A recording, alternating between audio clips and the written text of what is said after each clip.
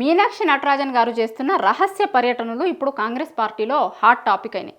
మనం చాలా రోజుల నుంచి చూస్తున్నాం మీనాక్షి నటరాజన్ గారు డైరెక్ట్గా గాంధీ భవన్కి కాంగ్రెస్ పార్టీ నాయకులను కార్యకర్తలను పిలిపించుకొని మాట్లాడుతున్నారు. అసలు పార్టీ ఎట్లా ఉంది ఏముంది అని. దాని తర్వాత పాదయాత్ర కూడా స్టార్ట్ చేసిరు. చాలా నియోజకవర్గాలలో పాదయాత్రలు చేసిరు.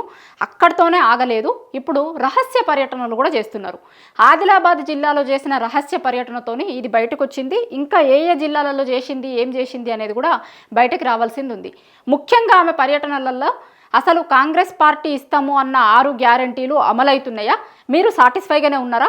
కాంగ్రెస్ ప్రభుత్వం అధికారంలోకి వచ్చిన తర్వాత ఎట్లా ఉంది, ఏం జరుగుతుంది, మీరు ఏం కావాలని కోరుకుంటున్నారు, అసలు 6 గ్యారంటీల పరిస్థితి ఏంది?